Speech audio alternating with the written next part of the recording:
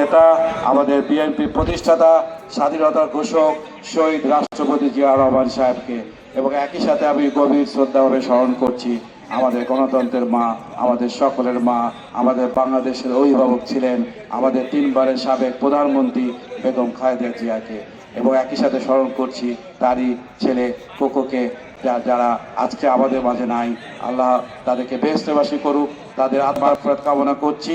এবং সর্বশেষে আসুন আমরা সবাই মিলে দেশের জন্য দোয়া করব, এবং বিশেষ করে দোয়া করব আমাদের প্রধানমন্ত্রী, মাননীয় প্রধানমন্ত্রী তারেক রহমানের জন্যে, যাতে আল্লাহ তাআলা তাকে নেক হায়াত দান করেন, যার মাধ্যমে উনি আমাদের সবাইকে নিয়ে যে স্বপ্ন দেখেছেন, আমাদের দেশটির যে স্বপ্ন দেখেছেন, সেই স্বপ্ন বাস্তবায়নের জন্য আমরা সকল রকম বিভেদ ভুলে যাই।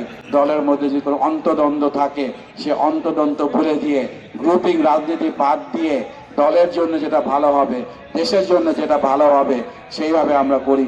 কোনোভাবে অতীতের মতো যাতে আমরা গ্রুপিং রাজনীতি না করি, এবং আমরা যেন একে অপরের ক্ষতি না করি। আমাদের দলের একটা সমস্যা, আমরা দলকে সুসংগঠিত করতে ব্যর্থ হই, কিন্তু আমরা সবসময় গ্রুপিং রাজনীতি করে দলটাকে পিছিয়ে নিয়ে যাই। এই অপকালচার থেকে আল্লাহ তাআলা যাতে আমাদেরকে সুন্দর দিক নির্দেশনা দেন। সবাই ভালো থাকেন। আপনাদের সকলের চেষ্টায় এবং দোয়ায় আমরা আজকে এমপি হয়েছি, এবং পরবর্তীতে আমাদের মাননীয় প্রধানমন্ত্রী আমাদের উপর আস্থা রেখে আমাদেরকে মন্ত্রিত্ব দায়িত্ব দিয়েছেন। আমি যাতে সততা ও নিষ্ঠার সাথে এই দায়িত্ব পালন করতে পারি, সেই জন্য আপনারা আমার জন্য দোয়া করবেন। সবাইকে অসংখ্য ধন্যবাদ। সবাই ভালো থাকেন, সুস্থ থাকেন। বাংলাদেশ জিন্দাবাদ, বাংলাদেশ জাতীয়তাবাদী দল জিন্দাবাদ। শহীদ রাষ্ট্রপতি অমর হোক, দেশ নেত্রী অমর হোক, দেশ নায়ক তারেক রহমান জিন্দাবাদ।